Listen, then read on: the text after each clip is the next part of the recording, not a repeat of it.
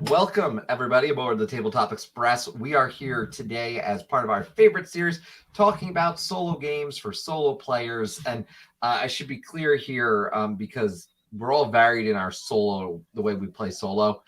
Some play solo more often than not. I would note, for me, a lot of them are just our solo modes within games that are not necessarily just a solo game. So we've kind of combined that. And ultimately, if you like to play solo, these games that we're going to be talking about have that capability.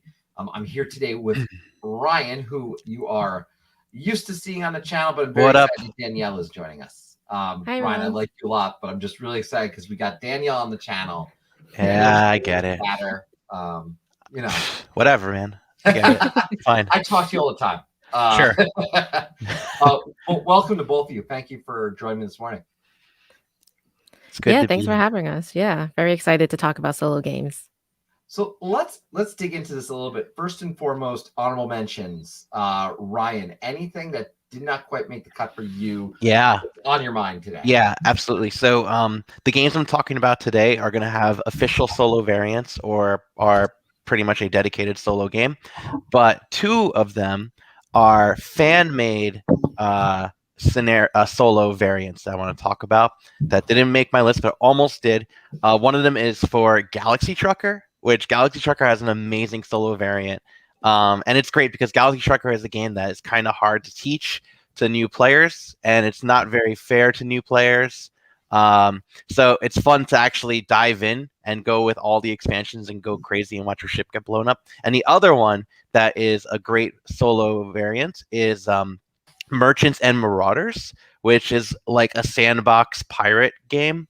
And it works so well with the solo fan-made variant. I mean, the fan-made variant is just a little bit like a slight additional rules above the base game, but it's so well done. I've only played it solo because quarantine, but it's been great.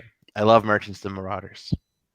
Danielle, I know you, as we've talked about this, you've done a lot of solo games. You very much, as you started, even were mostly doing solo gaming. So what is your perspective, one, on solo games, like in terms of how many solo games you've played, and what were your kind of honorable mentions?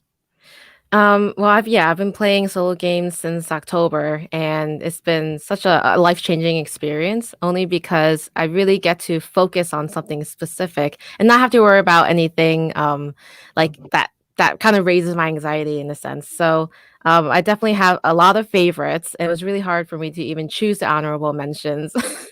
But the Orchard is one of my favorites. It's really quick. I like to play it, maybe during lunch while I'm making lunch. It's got a pretty small footprint, so I really enjoyed that. And then recently I've gotten into Star Realms Frontiers. And it's such an easy game to learn, but not always easy to win. And I always love those types of games that are such a challenge for me because it makes me replay it over and over again until I finally win. So that's another reason why I really love solo games, because it's a challenge for myself. It's not easy, because if it was easy, it'd be a little bit too boring for me. Right. Yeah. I should note, for me, what you'll probably find with my solo games today, a lot of them may not have as much of win as they're more so towards how can I improve or how can I do better. And that's the big theme you're going to see with my solo games. I will note, I did actually want to include one that you do try to win, which is Robinson Crusoe. I don't play it enough. I just don't get to the table enough. I couldn't justify it, but it's definitely worth mentioning. And I was saying before we went live that Spirit Island is sitting over on my shelf, sadly unplayed. And I have to imagine, from everything I've read, that game would come up and be there. So I will say that game right now is one that probably would be there for a lot of people, and potentially myself if I can finally get it to the table. But let's not wait any longer here. Let's start with you, Ryan, and get into your first choice for our 5 games each in terms of solo games. This is exciting. By the way, I put this list together by just going through what games I've played solo, and I actually even went out and tried 2 new games for me solo. I tried the Seven Wonders Duel solo variant, and I tried a variant for an 18xx game called 1862 Railway Mania, and Yeah, it's just. Anyways, that was awesome. They're both not on the list. Spoilers. But my number 5 is an amazing dice chucking game called Vengeance. So, in Vengeance, this is basically revenge flick the board game. So think Kill Bill, John Wick, Taken, Death Wish, like all those kinds of games. Basically, in the solo game, you specifically play out fighting a boss that has wronged you. Maybe they like killed your girlfriend or stole your grandson, and it is not a a family friendly game. It can get pretty gory looking at times. Well, description wise. But in this game, what you're doing is you go try to kill the boss that has wronged you, go into the gang's hideouts, and before you go into the hideouts, you actually get to upgrade in what's called a montage sequence, which is so good. And basically, when you go into this den, you roll a bunch of dice, and then you have to figure out of the dice you rolled how you want to allocate them to do specific things. And you could do different combos, like you could spend like 2 blade die rolls to throw a knife at someone, and then you have to move into a spot, and then you could just do a couple shoots and then move into a spot, and you have basically just 3 turns to get in and get out and do what you need. And if you do it, awesome. If not, well, it's not as awesome. But you take different wounds as you go along, and it's just so good. It's so good. I have yet to play in multiplayer, but I don't understand. Well, it's a game that lends itself perfect to solo because you're going in by yourself, kind of like Kill Bill or John Wick, and just like blowing bad guys away. It's really awesome, and the multiplayer version has it so you get like vengeance points, and that's kind of, I don't know. It doesn't sound as thematic, but the newest expansion adds on like an epilogue on top of the solo scenario for each, because every person comes with their own unique solo scenario. Then they have an epilogue that actually like continues it to make it like bookended together. So there's some variety in that. Oh, and tons. It does sound like, the way you describe it, you're right. It does sound like it's made for solo because, Yeah. the lone person going for vengeance. Oh yeah. I had not heard of this one. I'll be honest, I had not heard of this one. So I know me Mike neither. Delicio loves it, and he's one of the few people I've heard actually talk about it, because it's such a unique, weird thing. Like, you have to really be into the art because the art is very like hit or miss. It depends what you like. But if you like that theme, if you like those kinds of movies, like if you want to be like Charles Bronson in Death Wish or something, or this is like the game for that, and it's so cool. It's such a well done, and the stories are so well done too. So yeah, Vengeance is awesome. Everyone should play Vengeance. I'm gonna play Vengeance probably today. I don't know. We'll see. Awesome. Well, Danielle, this is one I just want to reiterate. So excited that you are on the show because you've talked a lot on the chat about some great solo games. I know on previous videos. What do you have as your first one today? I have Raiders of Scythia, and this is one of my first Shem Phillips games, and I love it. When I first gave it a try, I was a little overwhelmed with the huge board. It's definitely a table hog for me, and I really like the AI here. It's super easy to manage. That's like the biggest thing for me in solo games is that it's easy to manage, and I don't have to do too much thinking on the AI's part. So definitely Raiders of Scythia makes it easy for you to just really focus on your own strategy on how to win in the raids, how to collect all the right plunder to complete the quests. So there's a lot of worker placement obviously here, dice rolling, hand management, all kinds of mechanics I love in a solo game.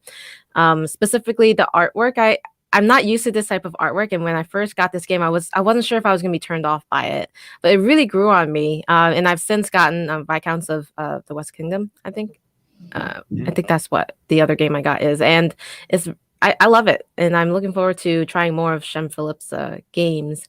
Another aspect I really liked here is just like it doesn't feel so random. with the dice rolling when you're in the raids. So what you have to do is there's settlements, and you basically place your worker where you want to raid if you have the right plunder to raid, and you roll the die, and hopefully you have enough strength in your crew to overcome the attack. And most of the time, it's actually pretty easy, I think, for me to win, because you can also modify your strength with a certain mechanism as well. So this game is, I think, super rewarding. It feels super rewarding to play, and that's why it's definitely on my top 5. This one is, let's put it this way. This one I have not played because I have Raiders of the North Sea and I have the entire trilogy of that, and so I never got into this one. But I'd be intrigued to try to solo this, because from a solo capability, there are games I did not include even on my list. Architects of the West Kingdom, as an example, is a very good version that you can do solo. And Shem, I think, and that entire team do a great job with that. So I'm not surprised to hear it. The art's definitely a little bit different even than what I'm used to with Raiders of the North Sea.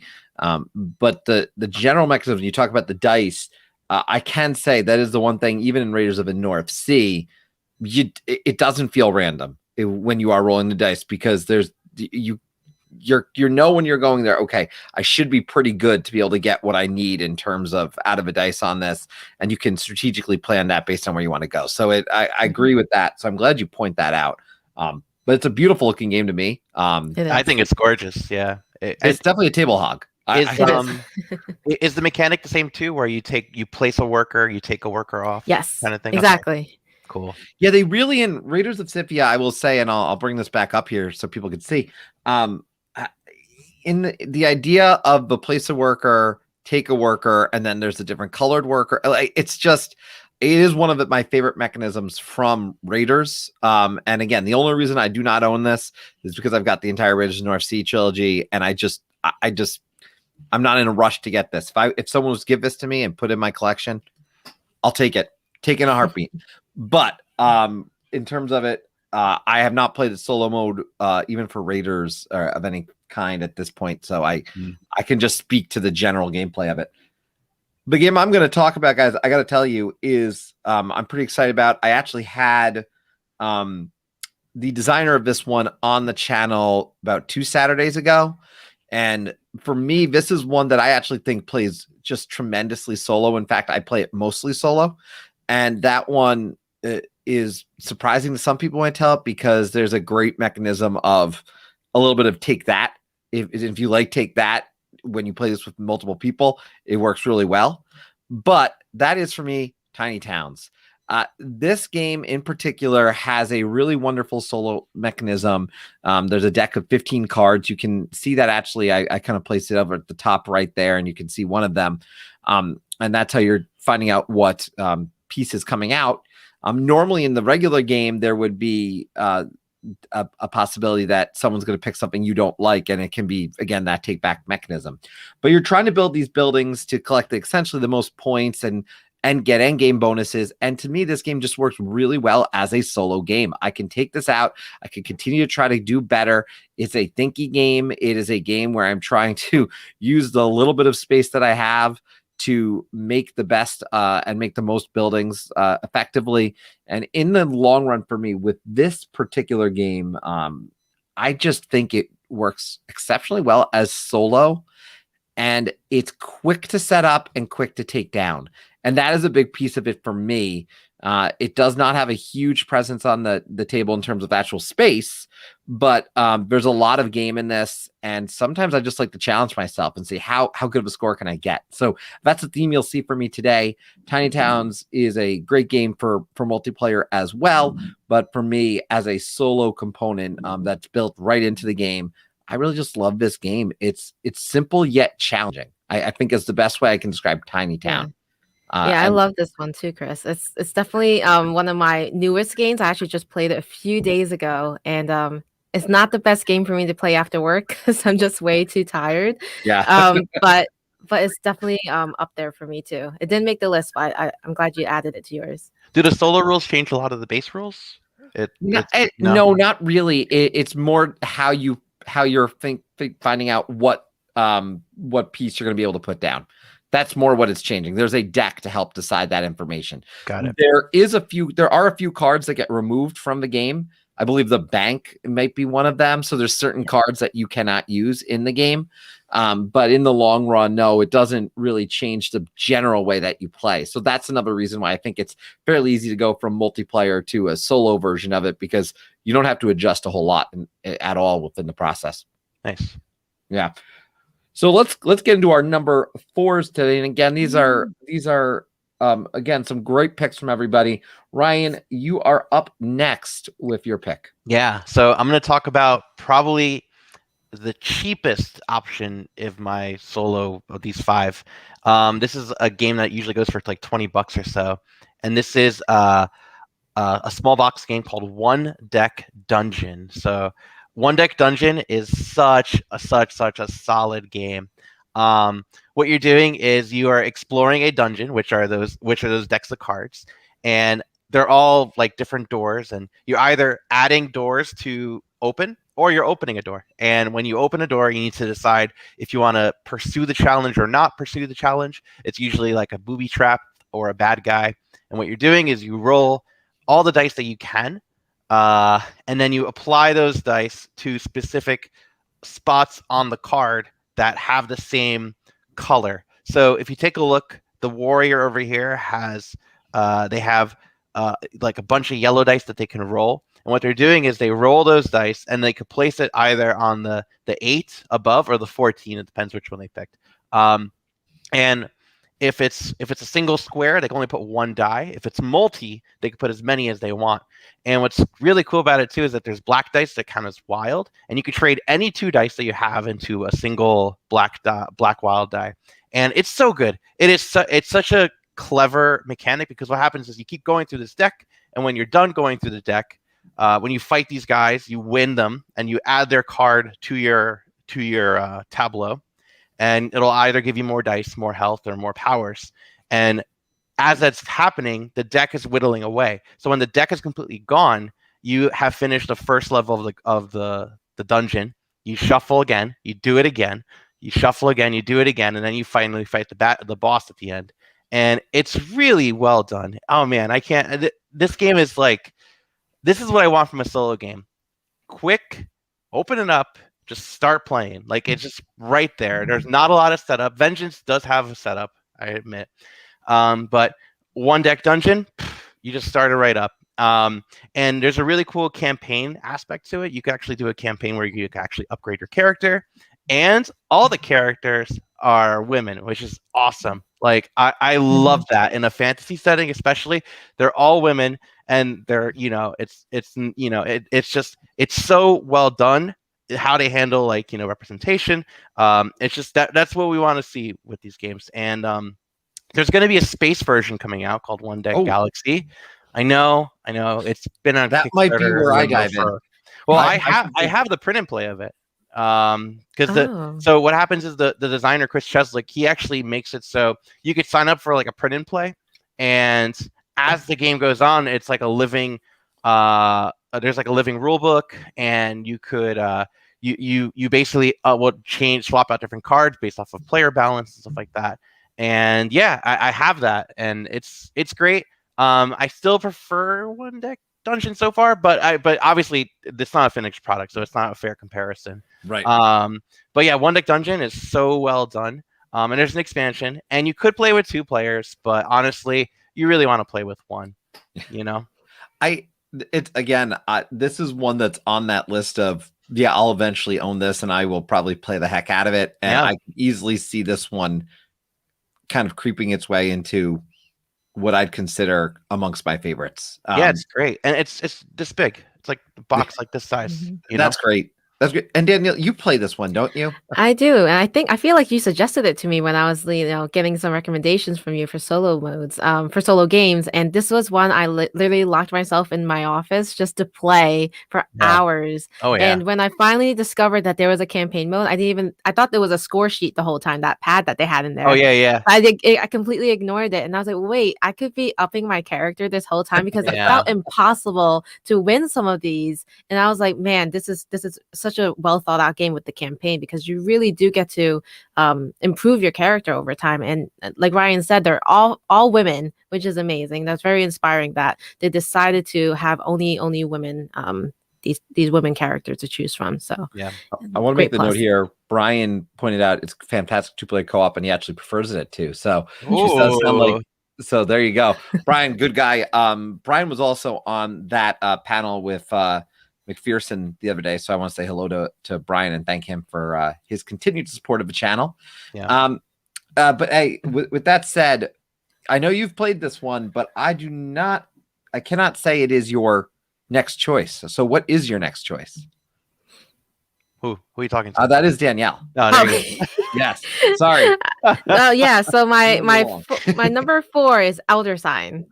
Mm. So this one is just it's such an exciting game. I'm a kind of person that loves to play like roulette at the casino, and it's kind of just like it's pretty random. I have to say this game, but I love it. It's the most exciting game I've probably played in a while. And basically you set up the game so that you choose your investigator. And I do play true solo with just one investigator. You could play two-handed, but I do play solo with one. And you try to defeat the ancient one. That's what they call like that boss. And you roll a bunch of die. Is it die or dice? I never really understand which ways it is. But Plural's dice. dice. Okay, so you roll a bunch of dice and you try to I guess resolve each of those cards in the center of the table with the dice rolls that you have, matching the symbols on it. So it's really fun. I do have to say there's not a lot of strategy in this, but that's what I love most about this one. So yeah, I definitely recommend this one for solo. There's just a lot going on in terms of the dice rolling, and then choosing where you want to go and when you want to rest and heal yourself. It does work very well in 2-player as well. I've played multiplayer before, but solo mode is just such a different experience for me. So I highly have to recommend. ask as we're looking at it then, because I've not done this one. Mhm. Is it always standard? Is that the standard layout of like 6 cards out? Does it? And then Yeah. once you've gotten taken care of one, another one replaces that spot, or Yes, yeah, exactly. So yeah, once you resolve one of those cards, you draw a new one, and then you see the green cards under the top deck. There's those green cards that can eventually come out as well, and then there could be like 7 or 8 or 9 or more cards out there for you to resolve. But basically, yeah, you set up with the 6 cards. It's a pretty small footprint, and then I forgot to mention there's this clock on the top right, Mhm. which I love because it's almost like a timer, because when it hits midnight, something happens usually. So that also is a pretty exciting part of the game. Do you have the expansions for this? Because I heard there's really solid expansions for this one.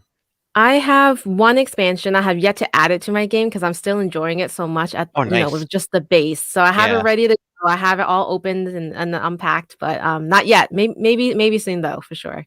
Yeah, I definitely want to try it. I know what happened. I was gonna say this is where I wish I had a womp womp womp sound for board game dads, because he says I like Elder Signs, but sadly sold it because I never got it played enough. Yeah. So That happens. Mm-hmm. Have you played any of the other Arkham games too? I played Eldritch Horror recently. That was really fun. I was surprised. That is a huge table hog. Oh my goodness. Oh yeah. I played it over 2 nights. It took me about 2 hours to get through. I played two-handed, I think. And then I have the other game, the Arkham Horror card game. Yeah. That one was in comparison to like a game like Marvel Champions, I prefer Marvel Champions if I were to play a game like that. Yeah. But it was nice to see the themes tied together. Yeah. Across these games. Yeah. And again, when you talk about Fantasy Flight, they do some great things with solo opportunities.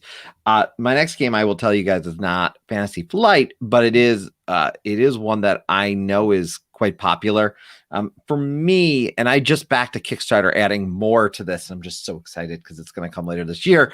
That is Cartographers. I love this game. This game is great to play with people. One, because we get to sit there and map out these worlds, and the way that the worlds look different with 2 players or 3 players or whatever is fascinating to see. But as an individual, you can see that it's really something that's easy to do. It's easy to take this out, set this up. Again, you talk about Ryan mentioned the fact that something that's easy to take out and get to the table simply. This is that. And for me, this is a game where you've got 4 seasons. You're pulling out cards, and once you have essentially X amount of number of identifiers based on the card coming out, then it goes into a new season. But there's different scoring for every single season. So first round is A and B cards, then it's B and C, then it's C and D, then it's D and A. So you need to really strategically think about what you're doing. Now, if you look at the photo that I have up too, they're two-sided. So one side is slightly different, which makes it a little bit more challenging. And then there are also cards in it that force you to make sure that you're covering a certain spot. The coolest part and the most fun part is having some of the extra stuff. There's more and more of these different goblins and things that you got to put down, these monsters on your map, and you need to surround those monsters because otherwise they're losing you points. Yeah. Again, here's the theme. You're going to see it. I like these games where I'm trying to get the best possible score. I'm challenging myself. This is not different than that. But the expansion for this was adding more maps, more opportunities. I'm just so excited about it. And yeah, I definitely recommend Cartographers. Thunderwork Games does some great job with this. I have not played it, but Role Player, I think, has which is another fantastic game, may have that solo mode that I have not done. And for me, that is on my list, but they do Role Player, which is just another tremendous game. So I have to mention Role Player because it's just so good, such a fun dice manipulation game where you're making essentially your own Dungeons and Dragons character. Yeah. Really, that's what you're doing. I love Role Player. You can see it up there for me. And I also really enjoyed Cartographers.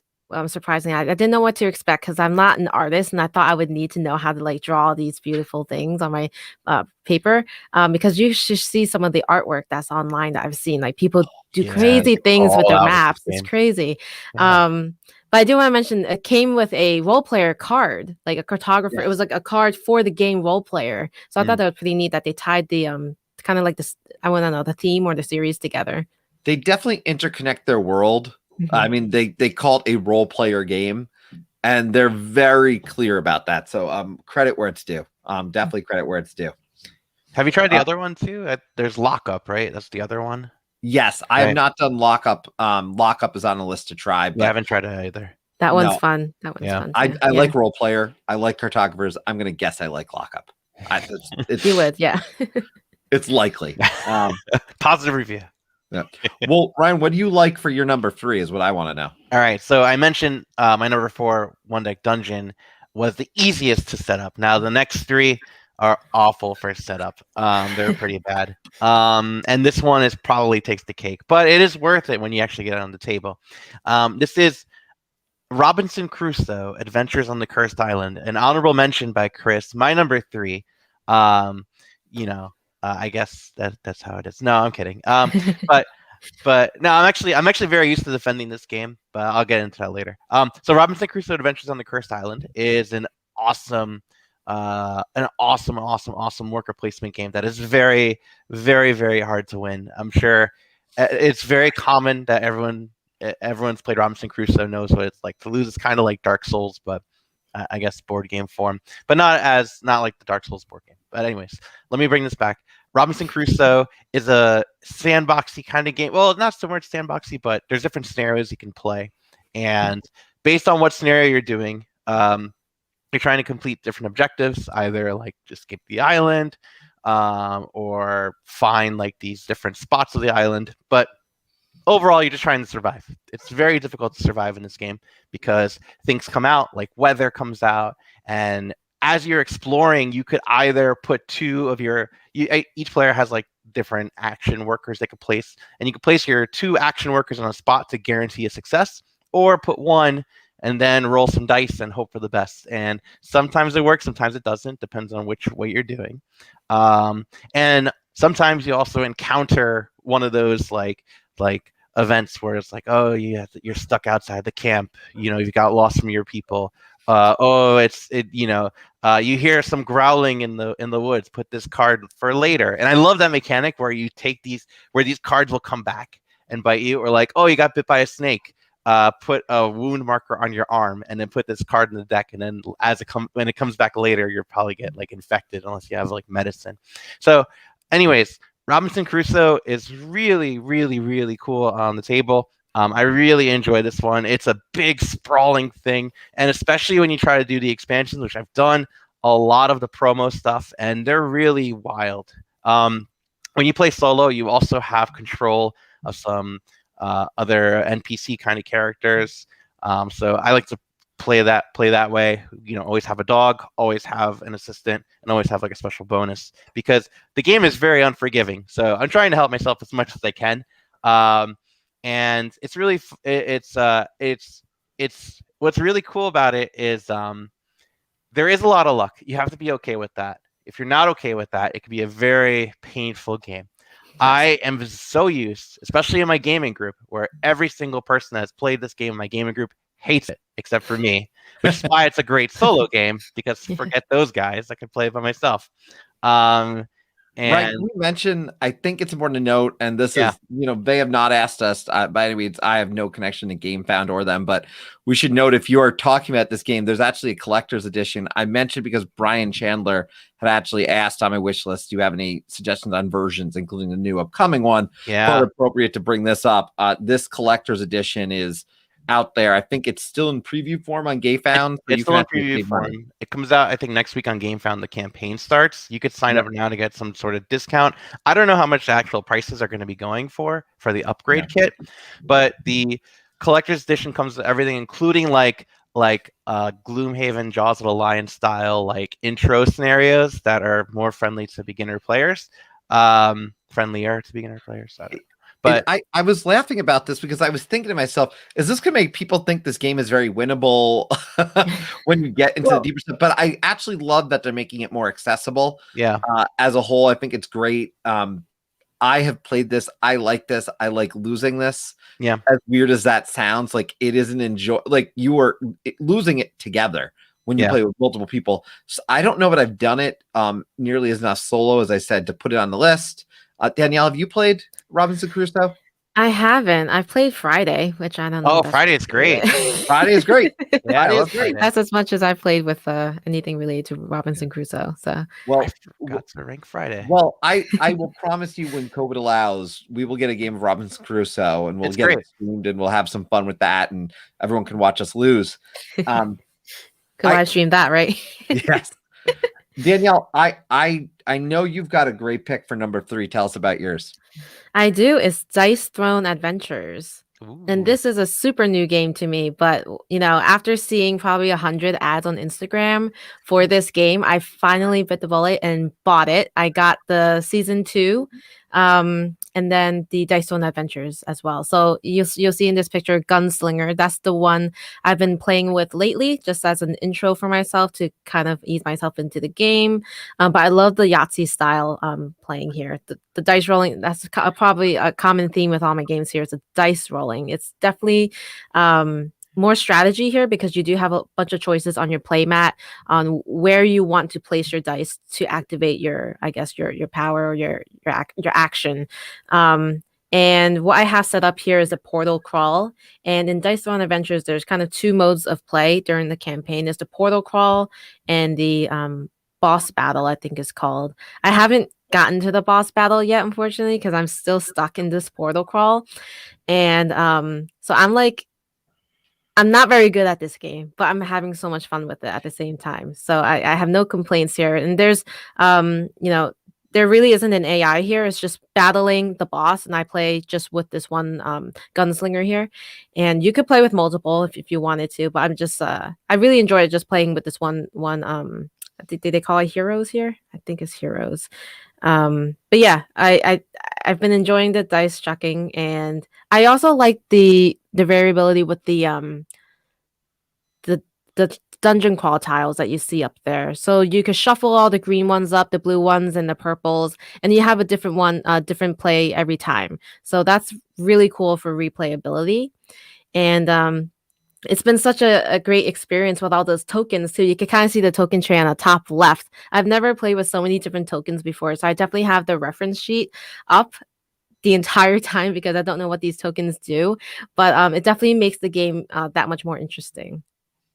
I have got to eventually play Dice Throne. It's one of those ones where I've got enough collection of things, like I've got Villainous sitting behind me, and I haven't even played all the villainous stuff, so I can't get into it till I finish some other things. But Dice Throne is certainly on that long list of games I'd love to get out and get to a table somewhere. Is it a cooperative game? It is. It is. Yes. Well, Dice Throne Adventures is cooperative. If Okay. you just played the regular Dice Throne, that is not solo friendly. It is 1v1. But yeah, Dice Throne Adventures is cooperative. You're trying to get through a portal crawl with your team, Mhm. and then eventually you work with your team to beat the boss. And Nice. there's just so many different characters you can play too, depending if you got the season 1 or the season 2 characters. I think they're all great, and I can't wait to try all of them. There's just so much content, I think, as well with this. It's really fun. And Ryan Right. Anthony's coming in here saying he's only played it once, but really enjoyed it. But he did the 2 versus 2. So yeah, I knew there was a variety of ways to play this Yeah. one. And then we've got definitely a few people here who want to play this game. So Yeah. it looks haven't like tried it. I want to try Alan it. Beauty wants to play the game with you there. Yeah. So you better get ready for that. I'll get one. on that.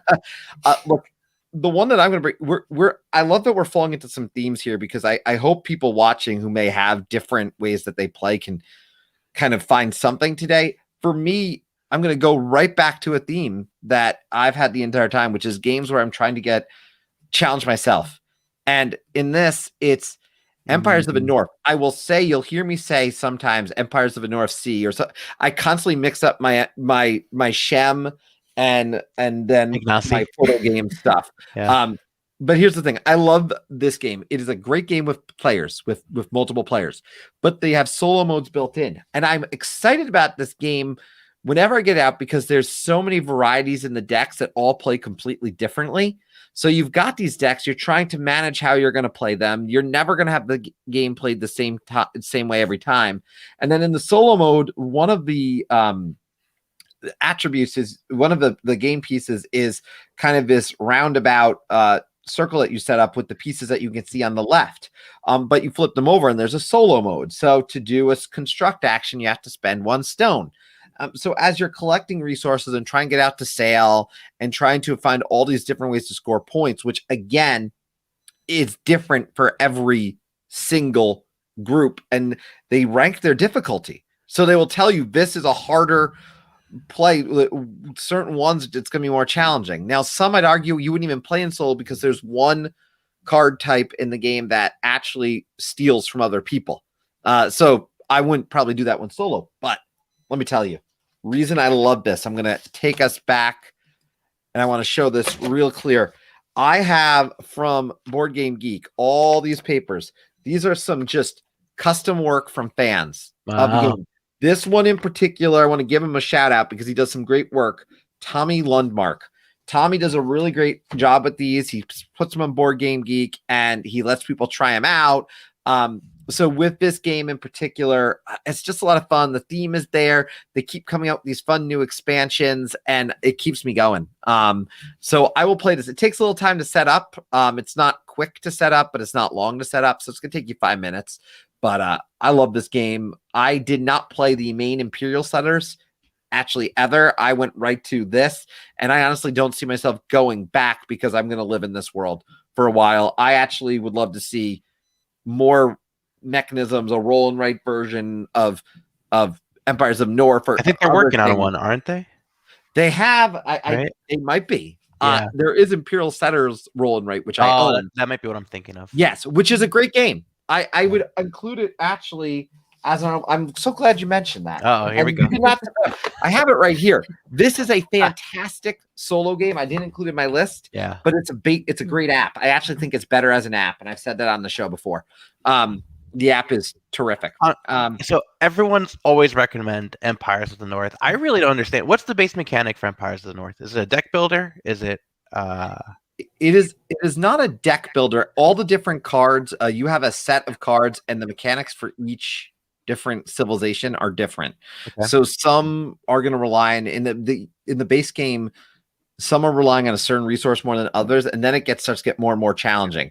So as I get to the more recent one, there's one that literally just has to. Their whole mechanic is they have to steal from others. Mm-hmm. So it got into more of a take that mechanic. You've got others that have a set where they place things similar to other games where you're getting goods and you're kind of getting them immediately and having them play on a card. So like maybe there's a bunch of apples on a card, Mhm. and then at the end of a turn, the apples are kind of for X amount of apples that you have on that card, you're gaining victory points. So there's a lot of variety in every set of cards. I'll show you this game sometime. Yeah, I want to play it because it's really varied. So Yeah. which adds to the solo value. So Yeah. that's the one reason I like that a lot. Yeah, that's mine. So I will just say that is Empires of the North. Great game. Solo mode, fantastic. Nice. Ryan, let's hit your number 2 now. All right, cool. So my number 2, I would never play with more than one player. It has multiplayer rules. They're kind of added on. This game is really a solo endeavor where you're diving out into the oceans, looking and beating up some ships and looking for science and wonders. This is Nemo's War, 2nd edition. This game, oh man, this game, hold on. You thought Robinson Crusoe was bad to set up? Well, this actually isn't as bad to set up as Robinson Crusoe. So Robinson Crusoe wins that award. But let me tell you, this game is so rewarding. This is a really, really fun, awesome, exciting adventure where you get to be Captain Nemo from 20,000 Leagues Under the Sea, which I never read the books, I never saw the movie. I actually only saw the movie after playing this game because I love this game so much, so I saw the movie. And, there's no singing Kirk Douglas in this one. But in this game, you are going out to sea, and you are taking out those ships. You see those like yellow and red and blue tokens. Those are ships, Yep. And you could choose to shoot them and take them out and salvage them for your ship. It depends on what kind of objective you're going for. There's all different kinds of objective you could play. You could play for exploration, where you're trying to explore and see different wonders of the world. You could take out and go all out war and just start annihilating people. And then as the game goes on, you could change motives halfway through the game. And you can decide, you know what? This objective is not working out for me because certain things award you different points. Like you don't get as many points for beating up people in exploration as much as you do for war. So if you end up doing that route, you may want to switch to the war route, or vice versa. If you're not beating up enough people, you can switch out of war to something else. But there's more than just that. There's like anti-imperialism. There's all sorts of fun stuff. And as you go on, you also upgrade your ship. And there's a little story deck that you flip over, and different encounters will happen. Like you'll run into a shark, you'll run into a giant squid, all that sort of thing. You got me excited when you said story, because I love when there's a story component. Yeah, it's like if Western Legends had a good solo mode, which I'm so mad about that doesn't have a solo mode. But if that had a solo mode, the story in it's so good. So when you mentioned story, I get excited. Oh, this blows Western Legends out of the water for story. But so when this happens, when you do any sort of tests, you're testing either 3 characteristics: your Nemo value, your crew value, or your ship's value. And you see the number of dice you roll is dependent on the top track over there, and you could choose to hedge your bet and roll and get modifiers on top of there. But then if you lose and you go down on it, anyways, let me just talk more about the story. It is really awesome. The scores end up going into like the 200-300s, and those are all losing scores. So, because there's so many things you can do. This is a really awesome solo game. If you guys are interested in doing this theme at all, just do it, because this game is so well worth it. I'm really excited to play Nemo's War whenever I get it to the table. And yeah, I would never play with more than one player, because like the multiplayer rules are kind of arbitrary. You really want to be in charge of your entire ship. You really are Captain Nemo. I have not played this. Have you, Danielle? I haven't, but this kind of gives me like Sleeping Gods vibes in a way, almost. I haven't played that either, but watching the playthroughs, it looks similar. So I'm very interested in trying Nemo. I've heard tons about Nemo's War, so yeah, Nemo's War. I'll check it out. And the artwork's done by Ian O'Toole, and he does a lot of great artwork for like the Vital Lacerda games. This is I think this is his best work. Nemo's War, the art in Nemo's War is fantastic. Like it's so immersive. Well, I will say this, Danielle. Every game you've had too also has a lot of great art, especially because a lot of the games you've talked about have a card base to them. I know you get a lot. I believe your next one's got some cards too. Just a little bit. This one's called Eon's End. I really enjoy this one. I, come from a background of playing Magic the Gathering, and just with all the cards in this game, it kind of brings me back to those days. And this one, surprisingly, does not have dice. So I know it's pretty shocking. But this is very card based. There are some tokens to mark, certain things within the game, such as the health, and attack and combat and stuff like that. But what I love about this game most is the variable turn order. It's a deck building game where you can verse. Well, you can play two-handed, which in this picture I have up that's two-handed against the nemesis. But you take turns in the certain order that's random every time.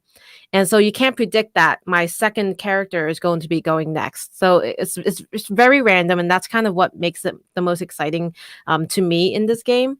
And also the market. So the top right, there's like 9 piles of cards, and that's kind of how you build your deck.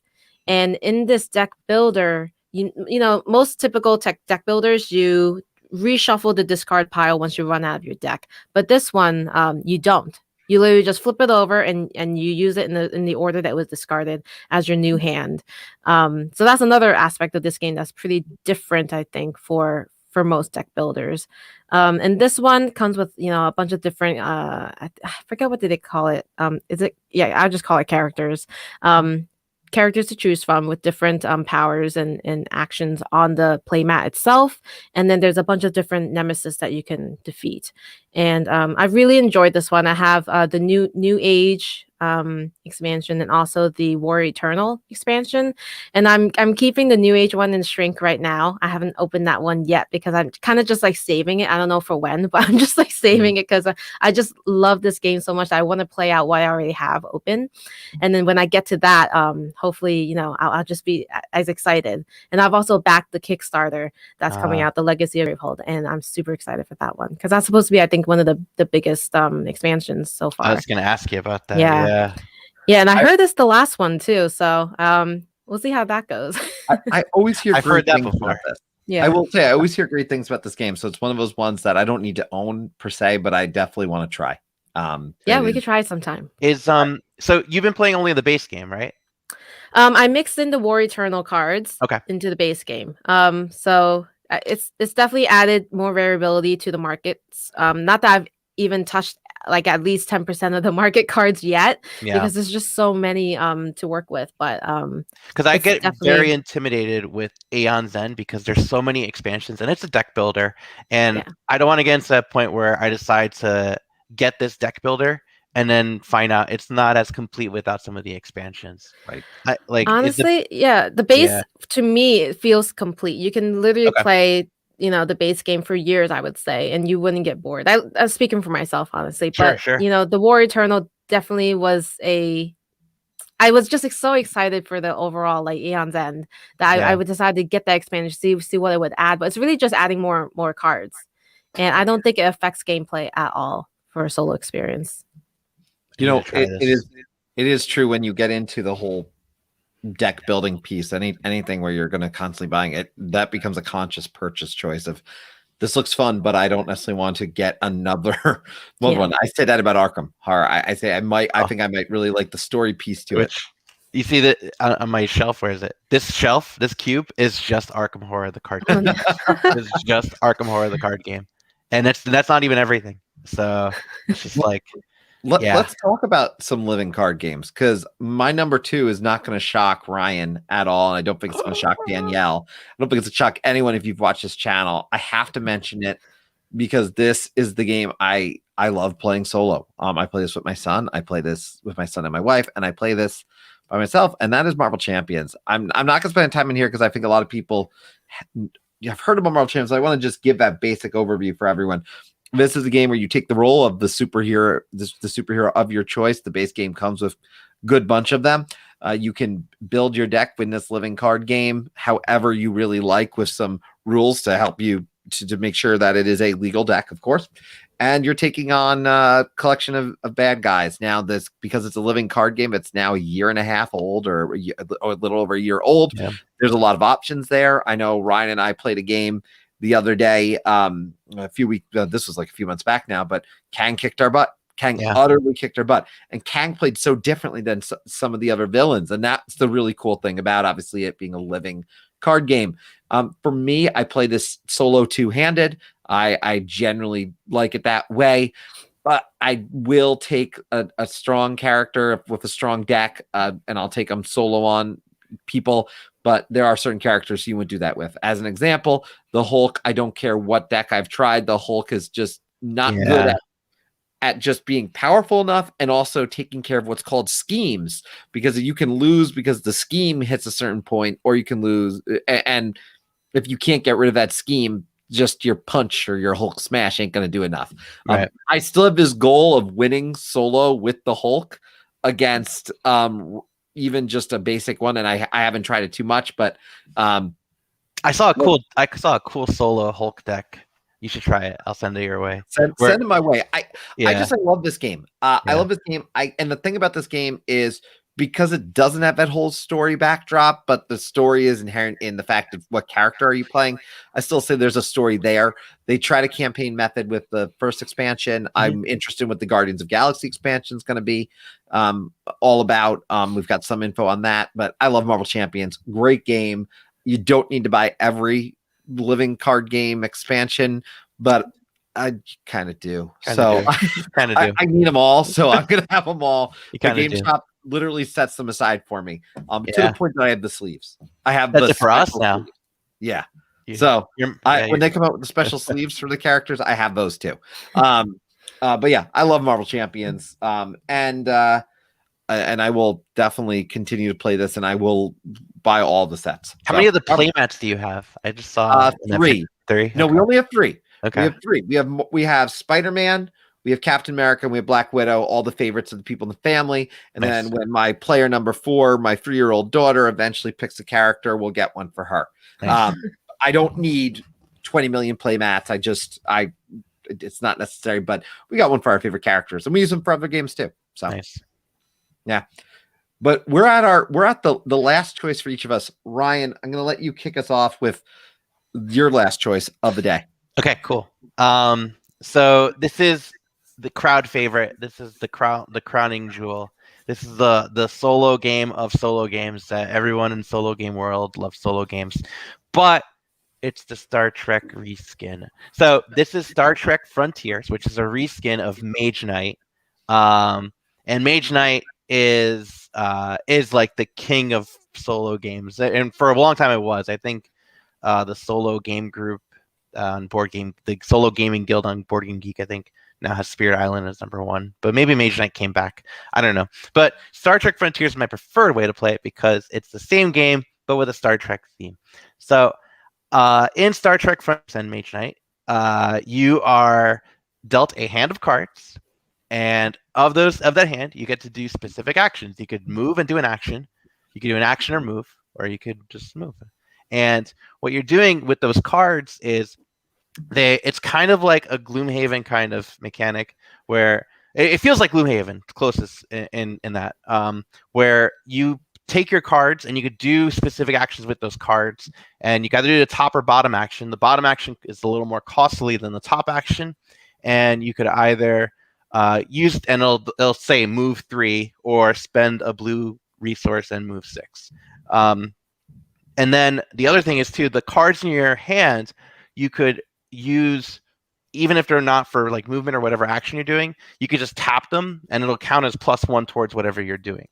And it's such an elegant mechanic because that mechanic is the majority of the game, sitting down and deciding, of these 5 cards in your hand, which later your hand size increases, what can you do? What is the best thing you can do? If you like sitting down and doing that sort of thing, trying to optimize and think what is the exact plan you want to do, this game, this is the game for you. Okay.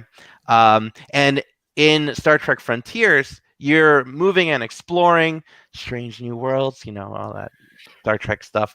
So you get to play as Picard in the base game, and there's also Cisco and 2 Klingon characters. I forget their names. The twins and someone else. And I don't know. Don't yell at me, Star Trek fan.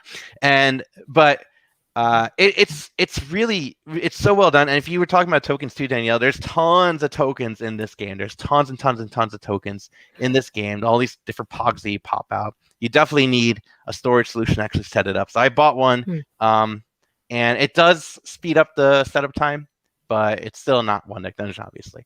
So none of your last three you'd say are quick to set up. No, we'll just not at all. reiterate that. Not at all. But that's the thing about solo gaming. It's just yourself, right? So you don't need to worry about spending another person's time. You know what you got.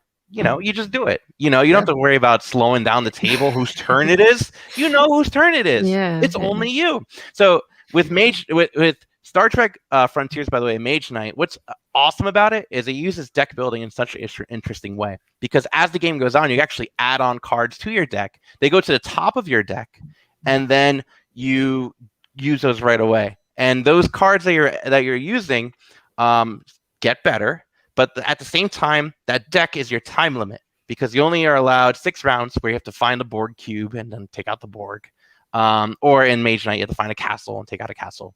And yeah, it's really fun. I really love Mage Knight and Star Trek Frontiers. I got rid of my Mage Knight, but now I'm considering getting the Ultimate Edition because it has everything in it. And I'm like, oh man. I was wondering when we came up with the topic if Mage Knight would come up, because I have not played Mage Knight, but I've seen the rave reviews about it. And I've had the conversation with Danielle. She's definitely was into the solo gaming. I had not been. So there was no reason for me to own it, but I figured it would come up in some form. So I'm glad you mentioned it. It's so good. And it's so well done. I mean, Vlada is probably my favorite board game designer, just period. Like his board games are so unique. And Mage Knight is so well done. And there's a rule book that walks you through exactly what to do. Your first game walks you through exactly what to do for your first turns. That's You nice. flip over counter 1. And it's like, tile 4. And it's like, oh, well, this guy's here. This is what, and you learn the rules as you go along. There's also every one of the board games, like the solo scene, they say Ricky Royal has the best video tutorial. And I agree, of Mage Knight. It's so well done. And he teaches it in such a nice way. I think the picture that I have for Star Trek Frontiers is Ricky Royal's as well. And if you haven't checked out his channel, you should for Mage Knight and Star Trek Frontiers. Yeah, Ryan, do you have a preference between the two? If like it's an entry level. Oh, okay, entry level. I mean, they're both kind of the same. Honestly, do whatever is the better deal. I would say. And here's the thing: Star Trek Frontiers. Yes, I like the theme more, but at the same time, with Mage Knight, there's not really much of a theme, right? You're just like this brooding guy, and you can just go and beat things up. It's kind of weird when you have Captain Picard deciding that the Enterprise is going to obliterate a planet. Thematically, that's not really Picard wise, but sometimes it's the best move. And it's like, do you play in character or do you play out of character? Whereas in Mage Knight, it's just like, oh, I don't know, I'm this person with a sword. I'm just gonna whack. So some creativity can go into Mage Knight. You can give yourself that character, yes. and that's how I take that. Yeah. I do want to go back, by the way, because Ryan, our friend Ryan Clements, is here, and he wanted to just talk about Marvel Champions. He said he missed the boat. But he'll join the Champions craze after Squirrel Girl or Fantastic Four are a thing. Get it? Thing. Wow. We get it. I got it. I will say this. We have a great question that I want to bring up, but I want to bring it up after we get into Danielle's pick. So Danielle, let's get into your number one on our list today. Sure. So this one is really close to my heart. I have over, I think, 35 plays of this one since October, and it is Wingspan. Mm-hmm. So this one is designed by Elizabeth Hargrave, and I just love this game for solo. So basically, this is somewhat of a set collection. At the end of each round, you basically have to have met the goal of each round, and you eventually have a final game round where you count up all the points, and it's basically whoever has the highest victory points wins. And this particular game has a Automa that's designed by Automa Factory. I think that's their name, and it's such a smooth AI to control. It's controlled by a deck, and you kind of flip it over, and you don't have to manage it too much. You just kind of do its action, and then you take your turn, and you can strategize however you like. Just similar to Raiders of Scythia, it's just you look at what's on the card for the AI and just do what it says, and then you go straight back to your turn. And then it's such a relaxing, therapeutic game to play. The artwork on the cards, on the playboard itself. This one is from the Oceania expansion, the playboard. So I have both expansions, of European and Oceania. I think I have troubles pronouncing sometimes. Oceania, is that how you would say it? Oceania. I believe so. Yeah. Okay. If looking at the box, I don't Yeah. own it. Board Game Dads of Anthony, if he's still in here, he probably could clarify that too.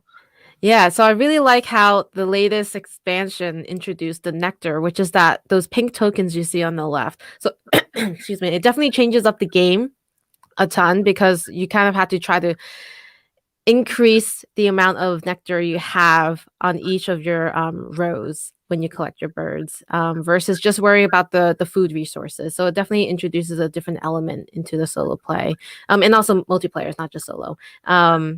But for solo, I really enjoy the little tidbits they also have about each bird on the bottom of each card. So you do kind of get to learn a lot about all these different types of birds in these different areas of the world. And I think when my son is old enough to play, this will be one of the first games I will introduce him to, because I think it will help in his reading skills, in his strategizing skills, and just being able to touch the eggs. I don't have it pictured here, unfortunately, but the eggs in this game, like how people use fidget spinners to relax and everything. I think the eggs in my hand, that does it for me.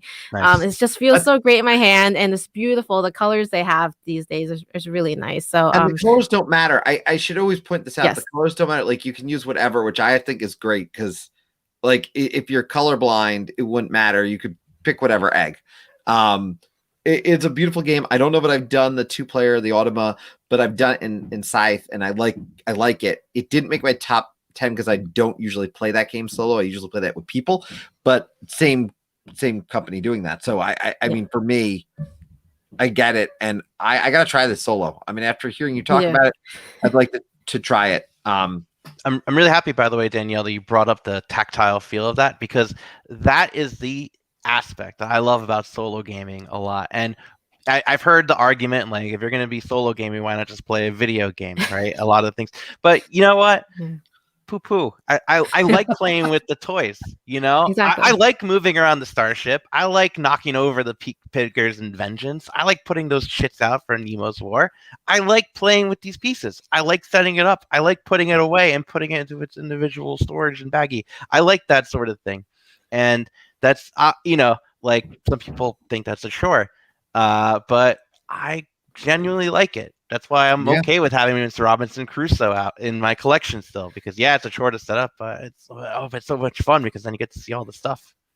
Yeah. Now I want to note, we did get a question in, and I'm going to address it. I want you both to think about it as I just go into my final one, which was really, what are some great games, solo games, for someone who gets frustrated by overwhelming instructions?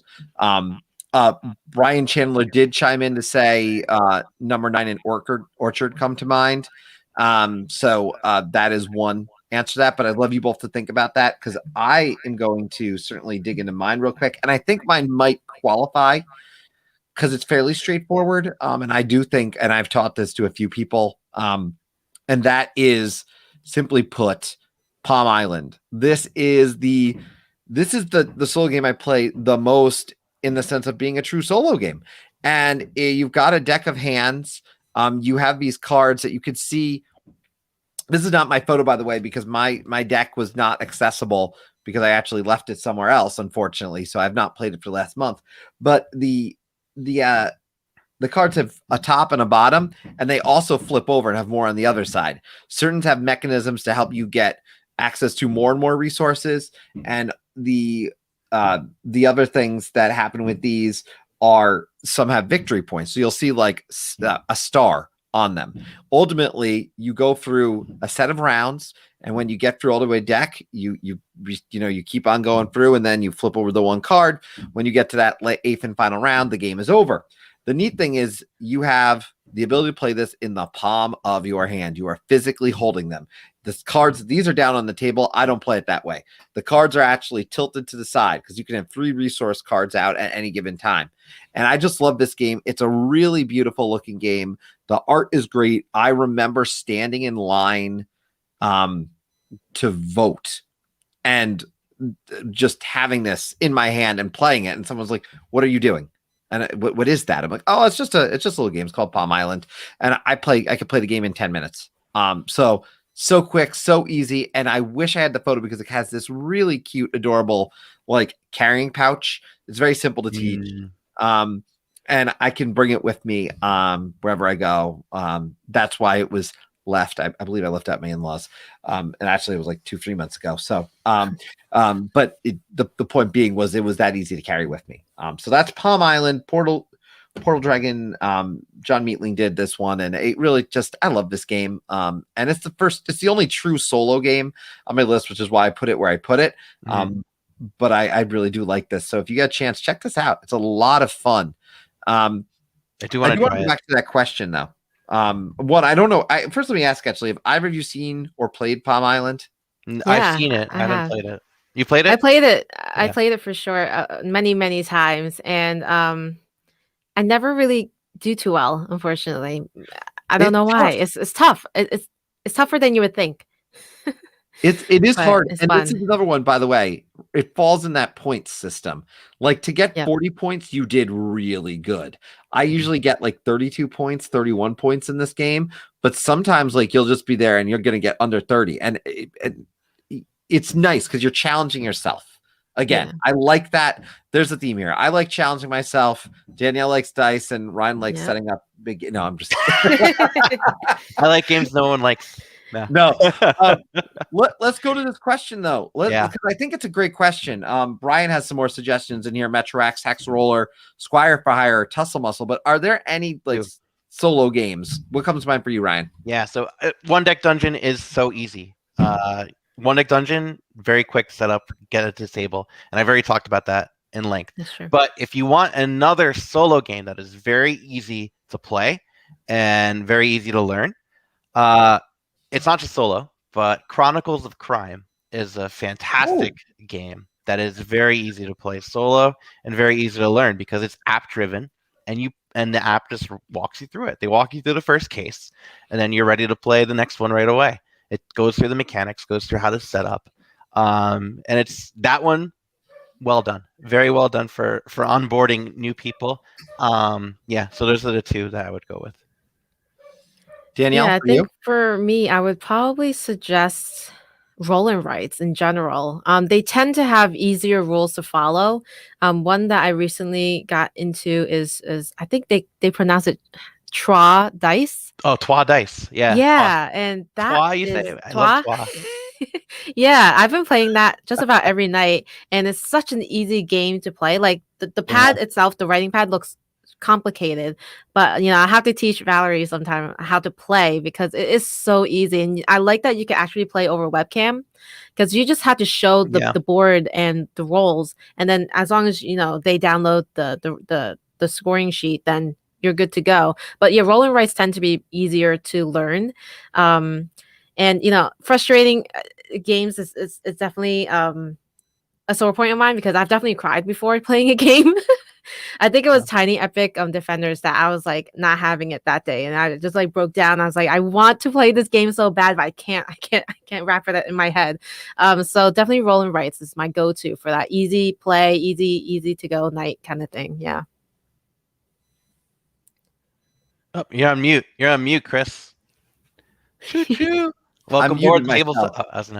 I muted myself. Hey, I will just say, I think the roll and writes are a great way to go. Tiny Towns can be. I mentioned the idea of it's straightforward, but it can be complicated just to grasp. Like, how do I do this well? But I think it's fairly straightforward. So if you get used to some games, I think Tiny Towns can fit that niche. I do like the roll and writes though. I actually wish. I wish Silver and Gold for example, had like a solo mode, or if they do that I'm unaware of, maybe they have something I can look at. Because I think that one's another one that would be really great. That's great with 2 players, 3 players, though. Look, I want to thank both of you for coming on today, talk about solo games. But I thank everyone for coming into the stream today. Really just a great group here. So appreciate all of you popping on. If you have any questions, certainly about games, feel free to, of course, drop them in the comments of a YouTube video after the fact, and happy to kind of dig into that. I can see Brian here is, by the way, dropping some knowledge, which I appreciate, on some solo versions of bigger games that he likes, Rap Gods and Fantastic Factories. I know he Love likes Fantastic Factories. Oh my goodness, that is another good one. That should have been on my list. Next time. Yeah. Well, look, thank you both. I will just say, on Monday, Marvel Monday is happening. Ryan and I are going to be talking about Marvel Champions. So if you are interested, come here. We're going to talk a little bit about the game, what we like about it, and a few other things, and then we'll be covering more of the decks and stuff over the months to come, and especially keeping up to date. There's a big expansion coming out for that game, so we're going to have some good stuff to talk about. And then in addition, I'm going to have more of a few creators corners coming up. I just had Andy Steiger on, who is the designer of Targi. His internet connection was a little wonky, but you can hear it all clearly, and he was great. So please go check that out. And if you like the video, give me a like and a subscribe. Come back for more. And we'd love to see, of course, Danielle. We definitely need to have you back, and you're going to see plenty of Ryan on the channel as well, because we got a few more videos coming up in the next month or so. I'm ready. Yes. All right. With that said, thank you to both of you. Thank you to everyone for tuning in. Thank you, guys. And I appreciate you coming aboard the Tabletop Express. We'll see you all very soon.